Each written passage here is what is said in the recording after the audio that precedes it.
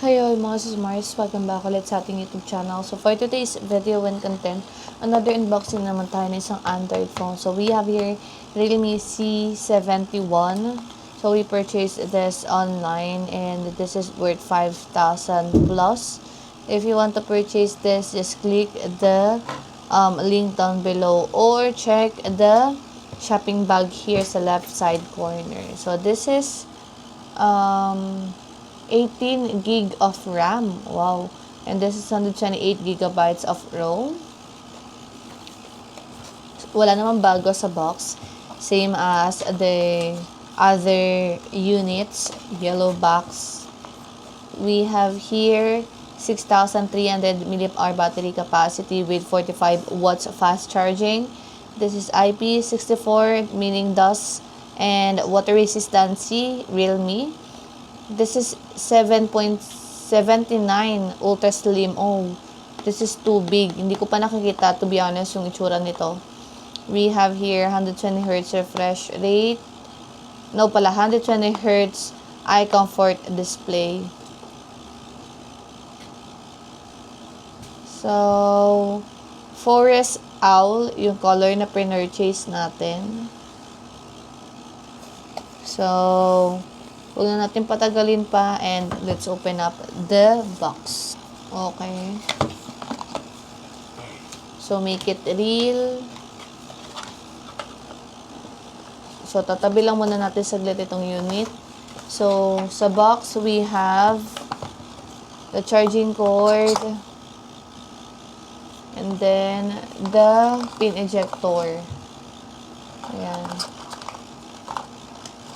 We also have the 45 watts charging brick. Ayan. So far, yun lang naman. But, let's check also the other box. Meron pang isang box to, yung isa.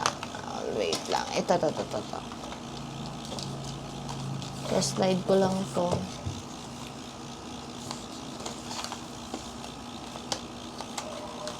So, we have here the clear case. Okay. And then, manual and user guide.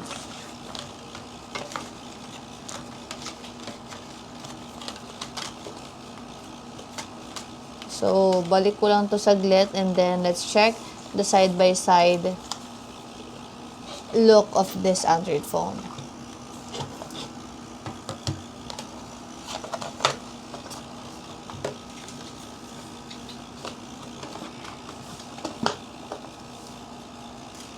So, ito na yung Realme natin.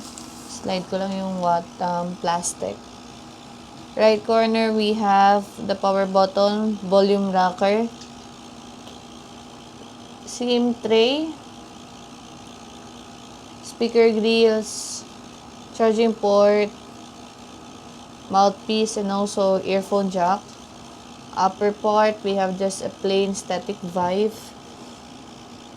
We have here the punch hole screen display. So, check na natin yung camera module. 1, 2, 3. Uy! Parang ano ko ito?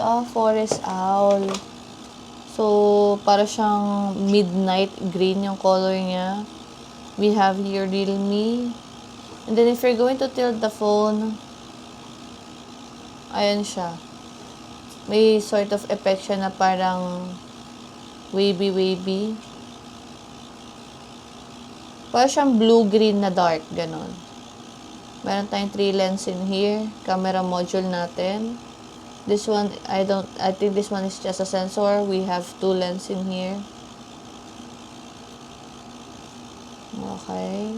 Again, nabili namin ito na 5K plus. Again, mga Mars, if you want to check out this unit, just check the basket sa left side corner. So, open lang natin to and then setup ko. So, na-setup na natin yung phone. Ayan, ibaba lang natin saglit yung brightness. So, as you can see, may mga naka-pre-install na application na. So, open lang natin saglit yung settings.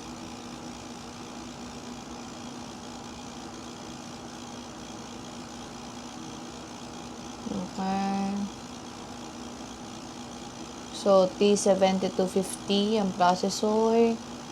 6 gig of RAM plus 2 gig of RAM. Oh, so expandable shop until 12 gig of RAM.